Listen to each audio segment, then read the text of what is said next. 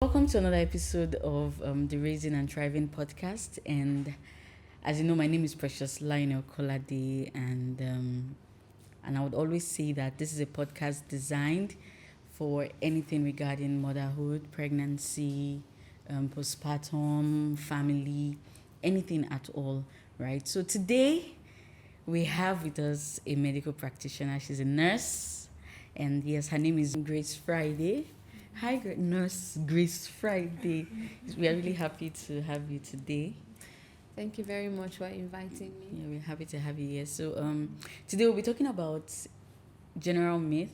In fact, everything medical, anything medicine. Because personally, I've been piling up questions that I want to ask. So now that I have a medical practitioner, I think it's a good time to sort of like ask everything that I've had in my heart to, ask and have knowledge of. So today, the first question I'll be asking is, what are some common pregnancy myths you've encountered in your practice, and how do these myths typically impact pregnant women and their decision making? All right. Thank you very much for the question. Yeah. Myth is a general belief which are not scientifically proven. Yes. So one of the myths is cesarean section. Okay. People see women who deliver via cesarean section as less women than those who deliver vaginal delivery. Who deliver vaginally. Okay. That's a wrong myth at all. Any route any woman chooses to deliver a baby, it's fine. Although there are indications though. Okay. Like what? Prolonged labor, Okay. incompetent service. Okay. Those are indications for cesarean sections. Okay, so for someone like me, I remember when I gave birth through the cesarean section, and I think I had gone through labor for over 24 hours, and I was wondering what was happening because my pregnancy wasn't progressing. And then when they checked, they said the baby wasn't descending. And I'm like, is something wrong with my pelvis? Like, why can't I push? And you know the funny thing, when the baby came out, I'm like, I could have pushed this, but this boy is small now. I could have pushed him. You understand? So, but when I reached out to the nurse that was after everything, she said the doctor rather, she said my pelvic wasn't big enough for... Incompetent. Yeah, so I felt bad. I'm like, is it due to my stature? Is it because I'm smallish or something? Like, I was wondering what could have caused it. I felt bad, but then the doctor made me understand that it's one of those things that it happens and all of that. So, During labor, you should expect anything. okay. Anything can happen at any time, and you should expect it. Okay, no problem. So you were talking about meat. So cesarean section is one of them. Then which other one?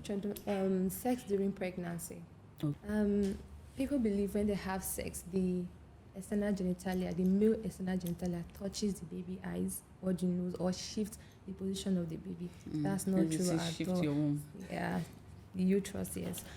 Sex does not affect the baby at all. Although in the first month, I would advise women to stay upstairs because implantation is taking place at that time. Okay. And if she has sex at that moment, she can bleed. She Okay. can lose the baby. So the first month is very Crucial. Yeah, so she can have sex from the second month and above. Okay. And another myth is eating for two. Many women eat as much as they can. They feel they are eating for both themselves and the baby. baby. No. You can continue with your eating pattern. If you eat too much, you can develop diabetes, hypertension. Yes.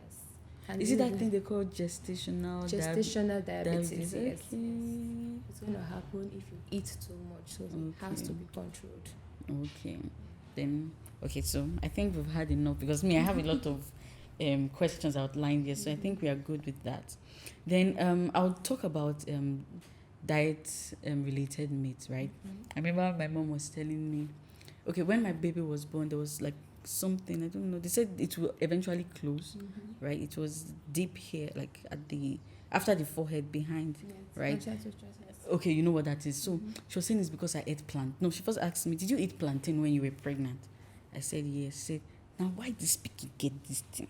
You for not chop plantain. I said, Mommy, I can eat whatever it is I want to eat now. You get, so there are a lot of those myths. So I said I was going to ask you this question. Please, I want to ask.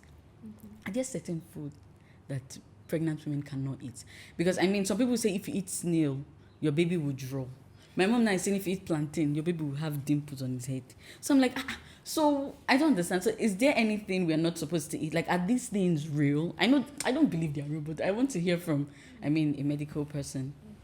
Eating of plantain and eggs does not have anything to do with your baby. Mommy, can you hear that? Where are you, mommy? It doesn't have to do.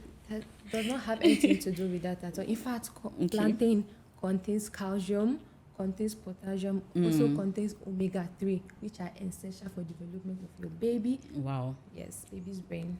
Okay, so that means we can eat. So now, another question I want to ask: is there any specific food that pregnant women are advised not to eat? Maybe because it might affect them or affect the fetus or something. Yeah, there are some food a pregnant woman is not supposed to eat, especially a diabetic mother. She's not to eat sugar. Yes, in fact, she should reduce her intake of carbohydrate because the end product of carbohydrate is glucose, also known as sugar. So she has to reduce her intake of carbohydrate, which can make her to have gestational diabetes. Okay, now I understand. Now another question I have. Belly time. That's thing that they used to tie on our stomach, right? So now I want to ask, you see, a lot of people believe that, okay, you have to tie your belly after delivery just to, keep in shape. My mom would say so that all the blood, the dirty blood in the body will come out, So I want to ask, is that thing necessary? Because, let me not lie, I even bought what's that thing called? Belly wrap. It's my husband that has been stopping me from tying it because I want to be snatched. And the thing that I gave Beatrice says, but of course I've not started using it because they're like, you have to hold on a bit. But I bought it anyway because I feel like, okay, it could help in the process of, losing that belly fat gained during pregnancy. So what's your take on that, please? There's no need to bind the belly. Either you bind the belly or not. Should I go and burn my own? Should I go and burn that one I bought? You should. Either you I should. Because it's not necessary at the moment. It's not necessary. Okay. Either you bind the belly or not, your body is going to go back to its pre-pregnancy state. Oh. Yes, it's going to go back to pre-pregnancy state. You just have to inculcate the habit of taking a good diet and good exercise. Yes, the body will go back to pregnancy state. Yes. So, but will my stomach be flat? The stomach is the cocoa. Yes, your stomach is flat if you do exercise. There are core exercises you should do. Okay, like which one do you suggest? You can do push-ups and Kegel exercise, which can tighten the perineal muscles. Okay. So exercise will help. Okay, so for someone who gave birth through CS now, like, what's the duration? How long do you have to wait before you start to exercise and all of that? Your body has to heal because about 7 layers of the body was cut before you can access your baby. So your body has to heal properly about 4 weeks to 6 weeks. So, but when your body heals at that duration, then you can start your exercises. That's past. That means I can start my core exercises. I'm good to go. Okay, so now I want to ask on herbal remedies that's after childbirth, right? A lot of people, they believe that after you give birth for a woman, you should actually take some herbal drugs that would help flush your system, right? So I don't know, but I know that I don't know. For me, I think about it like, okay, I'm going to be breastfeeding my child, and if whatever I take in, right, the child will also take in. So I don't know if it's allowed to actually take some herbal drugs, like some herbal drinks, agbo, and other this thing. Yeah, it's not advisable to take any herbal drugs at all because your body, the function of the liver is to detoxify any waste in your body, and also the kidney also take out the waste. Those are their functions. So taking herbal drugs or remedies can make them to overwork itself. It can cause liver cirrhosis. Your kidney can damage those herbal medicines because most of them are in their raw forms. They are not manufactured enough. Processed. They are not manufactured enough for the body to absorb. They are in their raw forms and can cause liver cirrhosis and also cause kidney damage. So herbal medicines are not necessary at all. Even after postpartum, that's during the postpartum phase. Even during, of course, I can't take it during pregnancy because of the baby, but during that postpartum, you can't take it. At all. And your baby is at risk of sudden infant death, SID, because whatever you ingest It's what your baby receive via breast milk. So herbal medicine is a no. I thought this SID thing is due to what you have. Anyway, sudden infant death. Okay, I thought because most times when they talk about it, they talk about okay, ensuring that the baby where the baby sleep is free and all of that. So that means whatever you take in can also affect the baby and could cause SID as well. Yes, exactly. I only thought it was environmental. I didn't know it could also be internal. Wow. I'm learning a lot. I'm learning a whole lot. So now I want to talk on breastfeeding and mother appearance, right? You know, a lot of times they will tell you that if you breastfeed your baby, your breast would fall, it will lose its shape, and all of that. You understand? So I want to find out, is that true? Because I know a lot. I know some women. I even remember growing up, there was one woman that was like, that she never breastfed her child, or that in fact, that is why her breast is still the way it is. It's still nice, looking good. I'm like, I was not thinking because I was really young. I'm like, are you sure? I will not breastfeed my baby, but now I don't have a choice. Even this man would not even let me. He won't even want to hear say. My husband will not want to hear say. What's it called? If I decide I should breastfeed my baby for 1 year. So is it somebody I will not tell? Is it the same person I will tell that no, I don't want to breastfeed because I want my breast to, still be okay? So that means, I don't know if it's true, right? Because they will tell us that breastfeeding would make your breast fall, it would make it sag, it would make it lose its former look, based on lack of words to say. Yeah. Breastfeeding can actually change the shape of your breast. Yes, it can actually change the shape of your breast. Because during pregnancy, your body accumulates a lot of fats. Which a lot of fat that also extends, that make your breast big. In fact, hormones also contribute to that too. Make your breast big. So when you breastfeed, the breast fall back to how it was before. Most time become flat. Hey, whoa. You just made it worse for me. Okay, so it becomes flat.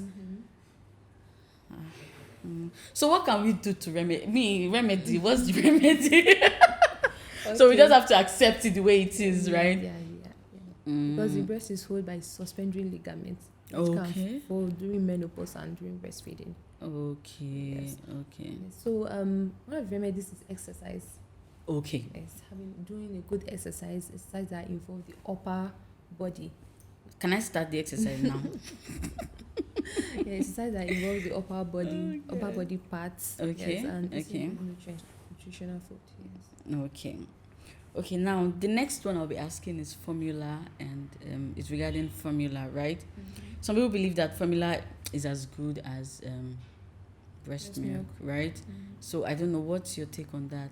And there are also people who do not express what's it called now, breast milk enough, right? So I know it would help to sort of talk about the fact that formula, I know you can't compare it with breast milk, because some people actually just say it's the same, especially for those who might not be expressing much, so they just want to make themselves believe that at least they are giving their baby food and that's all that matters, right? So I want your 2 cents on that as well. Okay. Breast milk is the best. Okay. Breast milk is the best for babies at the moment. In fact, most especially the first 6 months of life to 1 year. It's very important for them. Breast milk contains calcium, which most formula has, but may not have, but can be stated that there's calcium. Breast milk are easily digestible. Oh yeah. Can prevent constipation. Most formula causes constipation. So breast milk is the best for babies. Okay. So, but in a case where a mother is not expressing much, they preach a lot about breast milk. You give your baby breast milk. But in a case where the mother is not expressing as much and the baby is not enough, getting enough of it, because I remember a friend of mine was telling me that, in fact, our own baby wasn't latching at all, and then she wasn't expressing much. At some point, the baby, when I mean latching, the baby could not even take from feeder and all of that. So maybe she had to resort to spoon, right? And then she wasn't expressing enough. So she had to substitute. I think after 3 months, I think she said she started giving her baby pap or something, because baby was just rejecting formula, was rejecting this, and baby was looking slim. So in a case like that, because trust me, the mother would feel bad. She already feels bad that she's not expressing and her baby is not latching enough and all of that. So what can you use as a substitute? Can formula come in as a substitute? Formula can come in as a substitute. It can be given to augment the breast milk. But once breast milk start coming out, flowing properly, then you can go back to breast milk. Because breast milk is actually the best for babies. But you can still give formula. Yes. The reason why I'm asking this is because I know someone who didn't express milk at all. Like she did not. She tried cookies. She tried the lactation cookies. She tried everything. Nothing came out. In fact, I think one time I walked because she's older. She's an older mama. So I think I walked into her one time crying seriously, like she was frustrated. She really wanted to breastfeed her child, but there was she wasn't expressing at all. You understand? The reason I'm asking this question is because I know that there are a lot of women out there who are in this category, right? So we want to be sure that, okay, formula is actually okay to give in a situation where you can't express, just to reduce that mom guilt, because a lot of these women are already feeling bad enough that, okay, they are not able to express and feed their child. So formula can actually come in, right? Yeah, formula can actually come in. Yes, for mothers who can't express breast milk at the moment or at all due to maybe being older. Yes, formula can come in and it's okay for the babies. Okay, so mothers, you don't have to feel guilty if you're giving your babies formula, because I mean, it's important the baby eats, right? So I just wanted to know that. So now I want to find out about the duration of breastfeeding a child, right? Is there a time that is too short or too long for breastfeeding? Yes. Okay, according to WHO, the actual duration for breastfeeding is 6 months, 0 to 6 months, but you can also extend to 1 year. You shouldn't have said this thing here. It can also extend to 1 year, which will help your baby grow very well. Oh, you've put me in trouble. Oh my God, my husband must not listen to this podcast. He must not listen to it. Okay, so we can extend to 1 year. 1 year. Yes. Okay, why does it have to get to 1 year? Okay. Like, aside the fact that, okay, you said it will help the baby grow. You said something along that line, yes, okay? Brain development, so. Brain development. Yes. Okay. Okay, but can we stop and say, but 6 months isn't a bad time either, Yes, especially for mothers who are career women and they might not be able to, breastfeed till that long time right? And also, but you can also start about 3 months. No, I'm just asking because I just want to know. How about 3 months? 6 months is actually the best. 6 months exclusive breastfeeding without water, without pap, without anything. Just 6 months exclusive breastfeeding will help your baby. Thank you. Hey, amazing moms and caregivers. If you're enjoying all the tips and insights here on Raising and Thriving podcast, don't forget to give us a like and subscribe to our YouTube channel. Make sure to turn on those notifications so you never miss out on the next episode, filled with helpful advice for your parenting journey. You can also find us on all your favorite social media platforms, so be sure to follow and don't forget to share the love with other moms in your life. Let's grow and strive together. All right. Okay, so now there's this myth that people talk about when for a mother going through that postpartum phase, that she needs to be active. That when you rest too much, you become lazy. You need to, move around. Stop sleeping too much. Stop getting tired. For someone like me, that maybe would breastfeed my child throughout the night, or almost throughout the night, please, because I hardly have up to 2 hours of sleep if I'm to calculate all the 30 minutes or 20 minutes I get to sleep. And then during the day again, I resume work because, of course, I'm breastfeeding exclusively, right? And then someone will expect me to stand up and start running up and down when I'm exhausted, because I hear that actually breastfeeding alone can be really draining. I've forgotten how many calories they say it takes out of the woman's body. So how that myth that talks about you resting as a mother, resting too much, trying to sleep, please, I need you to actually talk about it, because there's just too many expectations or too much expectations set for women, and they expect us to be running up and down, agile and moving. Don't lay down, don't rest too much, you're lazy.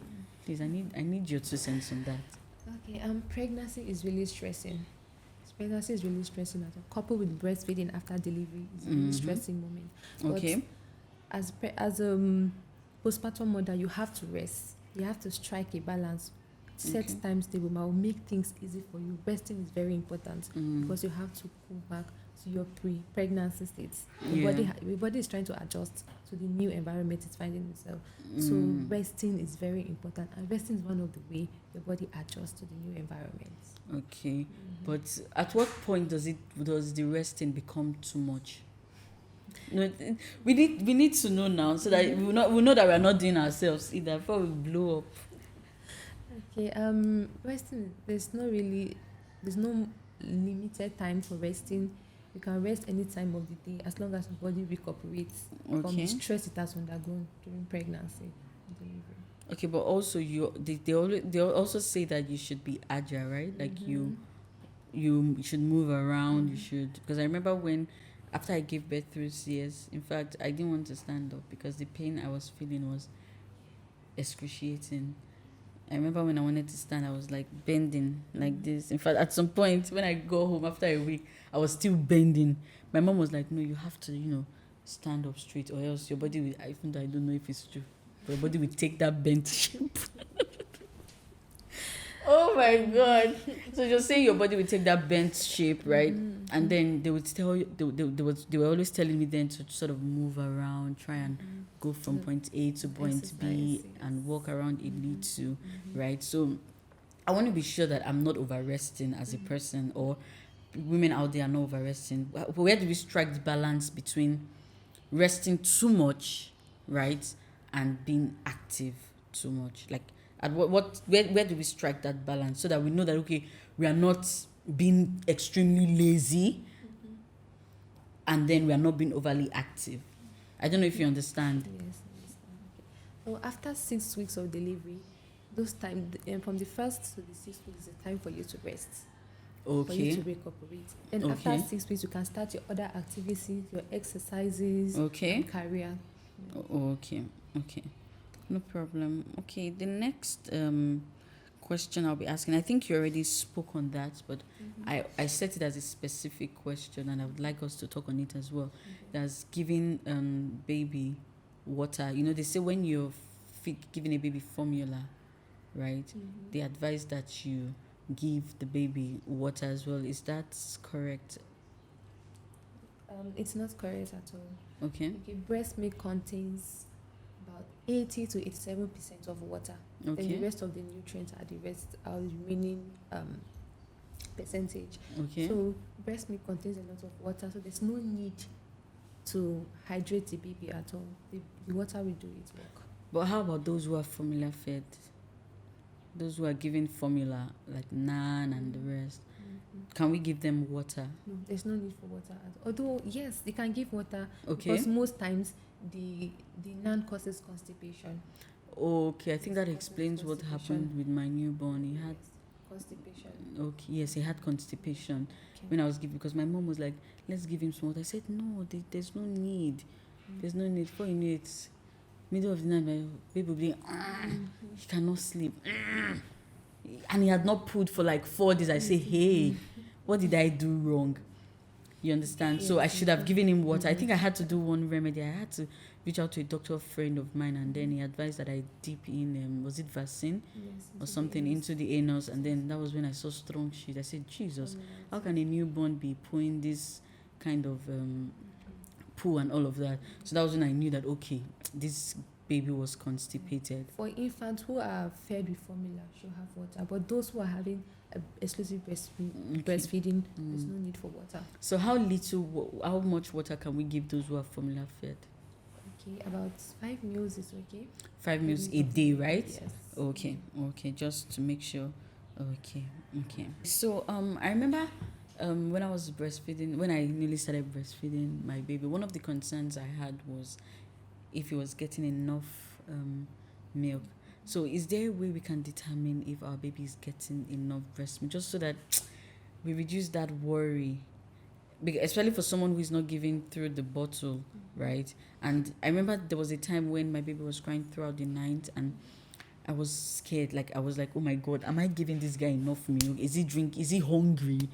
Right? And you know, when they are crying, they'll be looking lean, they'll be looking slim. So you'll be worried, is it hunger that is doing this baby? So I don't know if there is a way we can determine if we're actually giving these guys enough, as our babies, of course, enough breast milk. Okay, one of the ways to determine if your baby is not taking enough breast milk is baby being not active at all. Not active, and that's another way. So it's a way to determine. How do you mean active? Because we know, okay, they can't run around yet. So is there, how do you mean active? Okay, moving of their body, stretching their arms out. These are activities that Okay, that they do. leg and Yes, hand that they moving their do. arms, Okay. their body, yes. Okay. Again, unusual sleepiness. You notice about your baby sleeps too much. Ah. Unnecessary sleeping. Another way to determine that your baby is not taking enough Unnecessary breast milk. sleeping. I'm not producing enough milk. Or stool. Sorry, stool. Okay. Okay. There's no stool at all. The baby is not taking enough milk at all. And then poor weight gain. Because as the baby grows, they add weight. So when you go to Yeah. check and you notice your baby's weight is not increasing at all, it's Mm. that determinant that your baby is Okay. taking enough milk. Okay. Okay. Thank you. Do you have any other thing to add? Because me, I want as many as possible. So I know that my baby is eating well.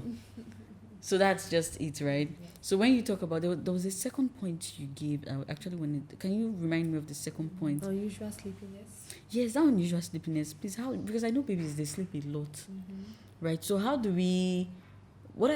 How can we measure that unusual sleepiness? Like, is there a way to know? Okay, if the baby sleeps 10 hours throughout the day, like, how do we? Can you quantify that unusual sleepiness for us? Yeah, for a baby who sleeps more than 10 hours a day, Okay. has to be worried about that. Okay, more than 10 hours. So it doesn't sleep. Does it even sleep up to 5 hours? The baby is okay. But if the baby doesn't sleep so much during the day, it's fine, right? Yes, most especially in the night. Okay. How do you mean most especially in the night? Okay, if baby do not sleep well, they disturb most of the night. At night? At night, that's something to be worried about. Wait, if they disturb too much at night, it's something to be worried about. Yes, Okay. crying, not processing stool. Yes. Okay. Okay, no problem. At least I know that maybe when he's awake at night, he plays. He just wants us to be playing with him, but we want to sleep. The moment everywhere is quiet, he's shouting. So that's not a problem, right? Yes. Okay. Okay, thank you. So now, the next one I'll be asking you, right, is on overheating, right? I remember when my baby was born, they would dress the baby inner. Now wear the romper. Now wear cap. Inside the romper, they wear socks inside it before they wear the romper. Even if the romper has a covering, they wear socks inside, wear the romper. If they can even put this foam, that foam they used to wear abroad to block ears when it's snowing, they would do it. So I remember when my mom was dressing my baby like that, I'm like, this baby, let the baby not, this is too much for the baby now. So I want to know, how do you strike a balance between overdressing? Because I know that there's something called overheating where the baby starts to run too much temperature. So I want your opinion on that. That's the aspect of dressing the baby. Okay. Baby should not be underdressed and should not be overdressed. Okay. Yes. Light clothing in the day is okay for a hot environment, especially hot seasons. Light clothing is okay, but for cold seasons, they should be properly covered. Okay, like this season now is cold, yes, bah? Okay. Properly covered so they don't expose, so they don't lose body temperature. Okay, so that means the way my mom has been dressing him is okay. Is that what you're telling me? Because For this season, yes, it's okay. But for dry season where there's a lot of heat, he should be less stressed. okay, let my mommy continue. Because me, at some point, I'm like, when they wear the cap and the boy is crying, I'm like, Mom, is this cap that is he's uncomfortable? Because the cap will not have a rope that they will tie. I'm like, this cap is too tight. But she said no, that I don't know if it's because this. She also said something about this. That place that soft. What they call that place again? Caput cesarean. Okay, that's the medical term. They call it. I forgot what my mom calls it. That place that breathes. Right. So she said it's because of that place. You have to cover it. I don't know if it's true. If that place is open, does it give them cold? No, it doesn't at all. It heals after 6 weeks of delivery. Okay. Oh, really? Yes. So it should be fully Covered. covered by then. Okay. No problem. Thank you. Then also, I want to find out how often is one supposed to check the baby's environment? You said something on, I don't know if it was here when we were discussing earlier. You said something on seeds, seeds, right? Yes. So how often do you need to check your baby's environment to be sure that it's safe, right? Because I remember when we first brought our baby home, it's every second we wake up and check. We wake up and check, is the baby okay? Is the baby breathing? Is the baby turned to face somewhere else? So like how often? Because without we like don't know, we need to sleep. We are tired. Right? So but how often do we need to do that? Okay, every 1 hour is okay. 1 hour is okay, yes. So More be 1 sure hour? Yes. So I have to set alarm every 1 hour. Yay! At most 2 hours. Okay, 2 hours. Okay, that's fair. Mm-hmm. Man must sleep, please. So at least, but is there a point where you stop having to check more often to be sure that the baby, or you have to always check, especially the more active they become, right? Because I notice my baby now will turn, boom, right? And I'm like, hey, God, even did it this afternoon when I was this morning rather, when I was trying to get him ready. I'm like, thank God I was here. If I wasn't here now, that's how you'd have. If it's even falling, his nose will be facing down. He will not be doing like this, moving head left, right, and I'm like, thank God I was here and all of that. So that means we have to always check every 2 hours. These babies are, thank the Lord, anyways. Okay, so there's another myth I want to ask, right? And I don't know if I'm even experiencing it, but I want to get your opinion first. They say if you carry a baby for too long, like too often, the baby gets too attached to being carried, and then they would prefer to be dropped. They won't want to be dropped anymore. Like they'll get used to hand. Like my mom would say, this pikin don't they used to hand, they don't they get used to hand. So I don't know, is that thing true? Is it a myth or is true? Because me I want to know so that I can start dropping him so he can get used to other surfaces and stuff like that. Okay, holding a baby frequently can make them attach to the mother, which is very important for development too. Oh, it's important? Yes, for emotional development. Emotional development. Yes, and promote bonding too. So it's, although attachment is not really a bad thing at all. It's not really a bad thing at all. Okay. But I know that baby has to detach because the mother has to do other things. Thank you. Very important. Which are necessary. So you can just drop the baby once in a while and let him get used to his surrounding. Okay, but when in a case where the baby is crying, because for instance now you drop when I drop my son, right, he's crying. In fact, yesterday I had to carry him for like an hour so that he can sleep. In fact, sometimes he will even sleep. The moment you drop him, his eyes have opened. And if I ignore him for a while, he starts to cry, right? And I know that I can't leave my baby crying, or can we leave them to cry? There's something, thank you, I want to even ask, there's something called self-soothing. Is it recommended by doctors where the baby, I think you can just let the baby can be crying, you just leave the baby, let baby cry. Baby will cry and says to sleep. There's something like that. I hear mothers do it. I think I've heard a story about it. So I don't know, is it even advisable? It's not. It's not advisable at all. You can do that maybe once in a while, but it shouldn't be something you do regularly so that baby will feel sense of security. Okay. No problem. Okay. Thank you. Let me move to the next question. Yes, my next question is on pacifiers, right? I know that they said something. I think I was watching a video. My husband sent me one video because my baby doesn't. First of all, my baby doesn't like pacifier. He has never used. In fact, all the pacifiers I bought, as I'm putting it in his mouth, he's throwing it away. But I want to see if I can sort of like make him get used to it because I feel it's not too late. But so I want your opinion on pacifiers. I hear that it sort of disfigures the teeth, like especially the two front, the upper palate.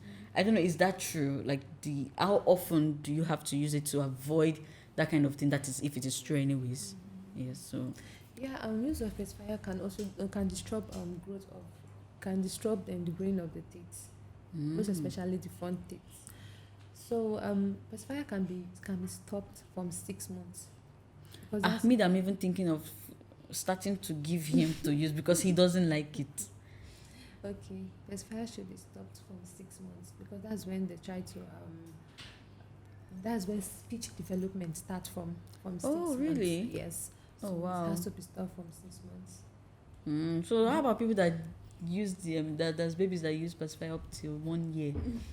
But it's not advisable. Okay, it will affect their speech Their development. Speech development, yes. Wow. And it can cause speech impairment. Oh, really? Yes. Oh, wow. So what can we now use to pacify babies now? You can just cuddle them and they'll be fine. We're hoping for something that we know they'll just sit down somewhere or lay down somewhere and just be sucking on the pacifier and getting pacified. We're hoping for something like that so that we can do other things, especially for mothers who are very active at work and all of that. You know, it's only 3 months. In Nigeria, they only give us 3 months this thing. Maternity leave. And before you know it, we're back to work and everything. So when we can't cuddle, uncle, what do we do? We get someone, maybe you look for a relative that will assist you in taking care of the infant because cuddling is very important for them. They love cuddling. Okay, cuddling is important also for development, right? Yes. It is well. God help us. Okay, now the last. Wow, we've even come to the last questions. I didn't even know. I usually will not think of more because I don't know if we'll have you again. Come and help us with questions. But anyways, this is the last question I'll be posing at you. It's on outdoor exposure, right? I know that I remember when my baby was when we were going home from the hospital, I told my husband, please wind up all the car windows when heat. Because then our car AC wasn't working. So I said, please wind up. The baby is not supposed to feel dust. The baby is not even up to a week. So I want to find out on outdoor exposure. Is it actually good? And I also know that a lot of times they don't take babies out until 3 months, right? That's when, after dedication, I think, for Christians. So I don't know.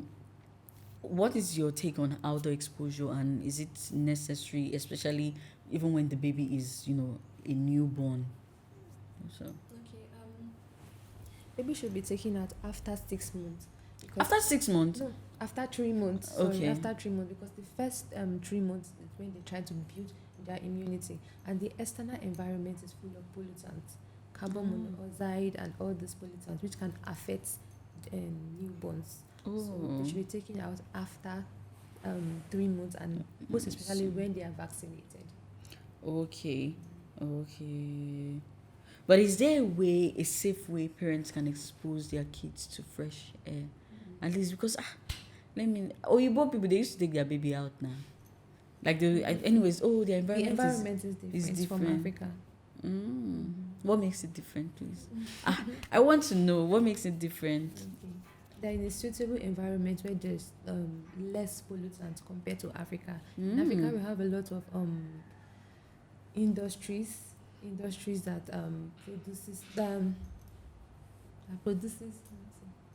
No, I take your time. Okay. Industries that uses fuel and gases, which produces carbon monoxide, which can be harmful to the baby. And they are released up to the air. Exactly. Okay. So, but in Africa, it's more in Africa than. Okay, over there it's controlled. Yeah, it's controlled. Okay. So that means you'd advise we just keep our babies indoors till at least 3 months. But once in a while, in our own home, we can just maybe take them on a stroll. Yes, around the environment. Yes. Around the environment. Because we have to be conscious that the environment is not polluted. The environment is not polluted. We can't wait for 3 months. So now. Let's wait for 3 months then. Problem. Thank you so much, Grace.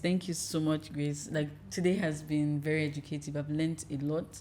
At least I know a lot of things. I'll go and tell my mom, okay, this was what Nurse Grace said, though. She said this, she said that, she said this. And I'm sure those viewing this as well would have a lot to, know about. Rather, those who are viewing as well would have learned a lot from today's episode. So please follow us. Do not forget to subscribe to our YouTube channel. Do not forget to like our video. Do not forget to follow us on our social media handles. And we hope that after listening to this podcast, you've learned a whole lot on pregnancy, on postpartum journey, on not tying your stomach. They say we should go and burn our belly wraps and our, everything, that we should only be exercising. So I'm sure you've learned a lot from today's episode, and I think that's all for today. So